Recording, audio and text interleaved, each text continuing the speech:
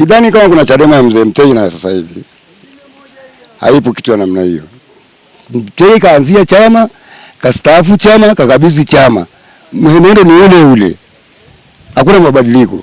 Kwa sababu mzee Mtei kujiuzulu chama, wengi wangejitoa na Mtei, lakini hawakujitoa, waliendelea na msimamo wa Mtei tu. Maoni yangu kama mzee, basi tukitoka tuwe wamoja kupitia msiba huu. Naweza kutaka kuungana na wenzako wote au wale watu ambao wamekuasi ukakimbia. Lakini kama wao hawataki kushikamana na wewe, unawezaje kuwalazimisha? Mtazamaji, mimi ni Alphonse Kusaga, mwandishi wa Wananchi. Leo ni tarehe 21 ya mwezi wa kwanza mwaka 2026. Bado tunaendelea kukuripotia kila matukio ambayo yanajiri nyumbani kwa muasisi wa Chadema Edwin Mtei ambaye amefariki siku ya juzi. Lakini pamoja na hayo, watu mbalimbali wanaendelea kuingia msibani hapa, wakiwemo wanachama wa Chama cha Demokrasia na Maendeleo Chadema, wakieleza namna gani mzee Mtei amekuwa na nafasi kubwa katika chama chao. Lakini pamoja na hayo, tumezungumza na wazee tofauti ambao wanalingania na umri wa mzee Mtei, akiwemo Baba Boni. Wameeleza mengi, wakieleza kwamba kupitia msiba huu huenda mambo mengi, umoja, mshikamano wa kuunganisha hapa na pale utatokea. Lakini kikubwa zaidi kwa sasa, bado maandalizi yanaendelea, kwa sababu marehemu Mtei atazikwa siku ya Jumamosi hapa nyumbani kwake. Nikukumbushe tu, mzee Mtei alianzisha Chadema mwaka 1992, lakini Chadema hiyo ikapata usajili mwaka 93.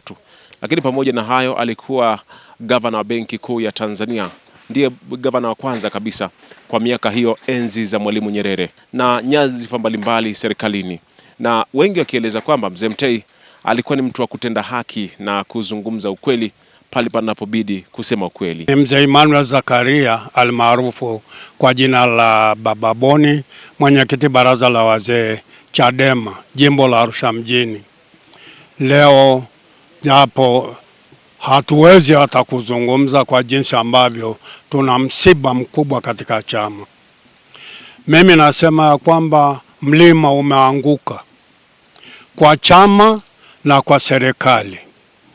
Mzee Mtei bado historia yake ni kubwa na bado itasimuliwa, na ameweka alama, nikiamini kwamba Mtei ni nembo ya taifa na ni nembo ya chama chetu ambacho kwa sasa hivi kinakwenda kushika madaraka, hakuna upinzani. Chama chetu kwa sasa hivi pia tuna kauli mbiu inasema tunakwenda kushinda. Tuna watu na tunakwenda kushinda kwa sababu tuna watu, na ni ukweli usiopingika kwa Mtanzania yoyote mwenye akili timamu.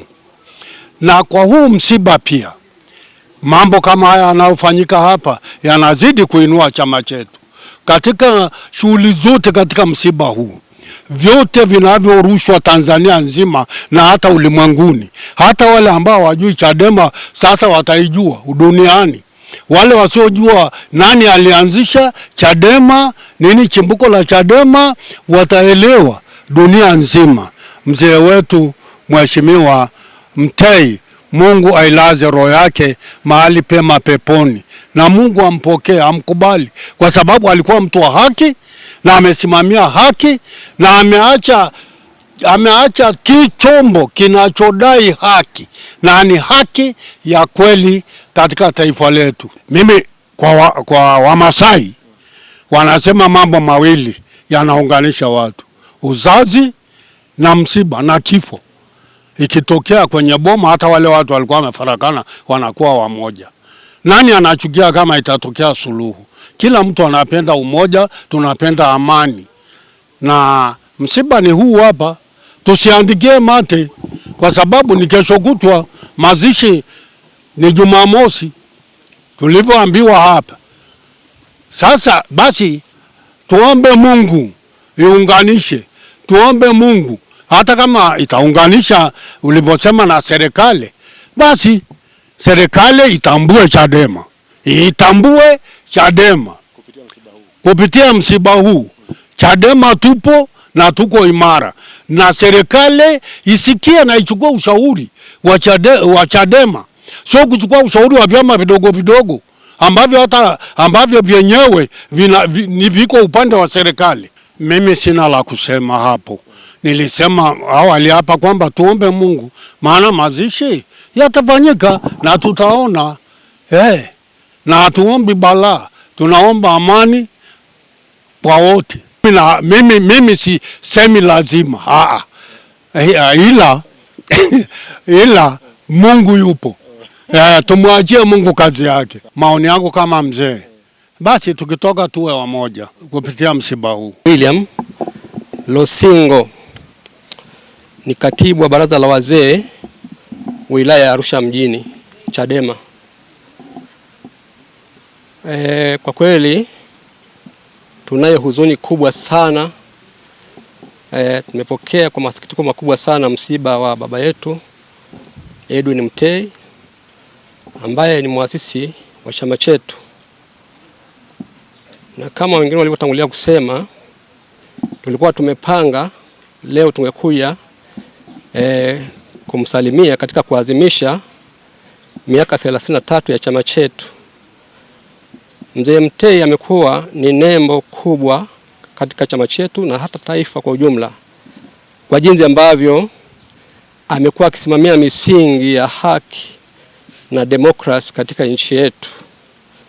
Ni mmoja kati ya waasisi ambao wameacha legacy kubwa sana katika taifa hili, ambapo itakumbukwa na watu wa vizazi vingi. Kwa hiyo kwa kweli tunasema kwamba tumeondokewa na kiongozi muhimu sana katika wakati ambao bado tunamhitaji, ambapo Chadema inapitia katika msukosuko mkubwa sana wa kisiasa. Lakini tunaamini kwa misingi ambayo ameijenga ndani ya chama chetu, yale ambayo amekuwa akituasa na kutufundisha na kutushikisha kwamba tuyashike ili kuendelea kuimarisha demokrasi katika nchi yetu, tutaendelea kufaidi kwa miaka mingi, pamoja na kwamba atakuwa ameondoka na kuwa mikononi mwa Mwenyezi Mungu, kifuani kwa Ibrahim. Lakini tunaamini kwamba yale ambayo ametuachia sisi viongozi wa Chadema, tutawaridhisha vijana na watoto wetu ili waweze kuishi katika misingi ya kweli, maana misingi ya kweli ndio amani yetu, misingi ya haki ndio amani yetu, misingi ya kweli ndio umoja wetu. Pasipo hayo ambayo ametuasa yeye kwamba tuishi kwa kupendana, lakini hakuna upendo pasipo kutenda haki, pasipo kweli, pasipo mshikamano, pasipo haki, pasipo demokrasi. Kwa hiyo naamini kwamba kuondoka kwake tuna huzuni, lakini kwa upande mwingine tunafurahi kwa sababu mzee wetu ametujenga kisiasa, ametujenga kusimamia haki, ametujenga kusimamia demokrasi. Unaweza kutaka kuungana na wenzako wote au wale watu ambao wamekuasi ukakimbia, lakini kama wao hawataki kushikamana na wewe, unawezaje kuwalazimisha? Sisi tunasema kwamba sisi Chadema tunasema kwamba hiki ni chama cha demokrasia na maendeleo.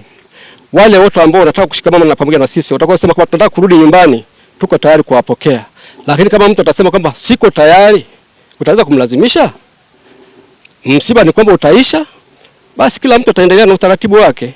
Lakini tunaamini kabisa kwamba Chadema ni chama ambacho ni imara, na Watanzania wote wanaamini, si kwamba na Chadema tu. Watanzania sasa wanaamini Chadema sana kuliko mwanzo. Naitwa Zebedayo Kitomari, jina maarufu ni Mzee Pipo. Hakuna jina hilo nchi nzima, ndio mimi. Mimi nimeanza chama na Edwin Mtei mwaka wa 92. Ofisi ikiwa Golonoi Road ya Arusha mjini. Nimepambana na Mtei akinipa nguvu kwenda vijijini kuhamasisha, anisaidie gari, anisaidie maji ya kunywa. Hivyo kwa kweli Mtei alikuwa na msimamo ambao sitamsahau na chama kitamsahau. Nikimaliza kwamba nimesikia unauliza maridhiano. Haya maridhiano kama serikali yenyewe inasema maridhiano, haya maridhiano feki. Hamuyaoni kama ni feki? Kwamba tumekubaliana watu wauawe, tumekubaliana watu wawekwe ndani, ni maridhiano gani? Kwa hiyo sisi tuendelee kuomba Mungu, tumwenzi mzee wetu Mtei.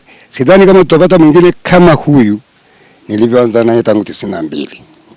Mambo mengine ya maridhiano ni huyo rais wa nchi aone kwamba hivi Chadema inaonewa, na aelewe kwamba Chadema ni chama kikuu, hakuna kingine. Mzee Mtei kwanza alikuwa anapenda watu, alikuwa anapenda amani, lakini pia aliwahi kuniasa kwamba uoga ni dhambi. Alinieleza mwenyewe ndani kwake hapa, nikagundua kweli pia haki haiombwi. Usiende ukiomba haki, ni haki yako useme unaonewa, upewe haki yako, lakini ukiendelea kuomba haki utaonewa. Ni mambo Mzee Mtei alinipa mwaka ule wa 92, na ndio nikaanza kupambana na sera yake hiyo, nikahamasisha jimbo nzima la Meru. Ni mimi Mzee Pipo nimeleta Chadema Meru, ikiwa kama mtu wa 9 mkoa wa Arusha. Mzee Mtei alikuwa anapiga kelele na uongozi wa taifa kwamba mnabana Chadema, mnanyima Chadema uhuru wa kuhubiri, wa mikutano. Alikuwa anakemea sana. Hata wakati wake mgonjwa tulikuwa tunamfuata, mzee unatueleza nini? Kawaambieni hapa hawajatenda haki. Ni mgonjwa kabisa, lakini anaongea na mimi, anaambia kama umekuja piga kelele, hakuna demokrasia. Kwa hiyo ndio maana unaona tuko kwa masikitiko kuhusu baba yetu huyu Edwin Mtei kututoka, na naamini kwamba ametengeneza chama kuanzia mwanzo mpaka hapa kilikofika. Ni nguvu yake, ni akili yake na mawazo yake, na tukafuata. Sidhani kama kuna Chadema ya Mzee Mtei na sasa hivi haipo kitu namna hiyo. Mtei kaanzia chama, kastaafu chama, kakabidhi chama, mwenendo ni ule ule, hakuna mabadiliko. Kwa sababu Mzee Mtei kujiuzulu chama, wengi wangejitoa na Mtei, lakini hawakujitoa, waliendelea na msimamo wa Mtei tu.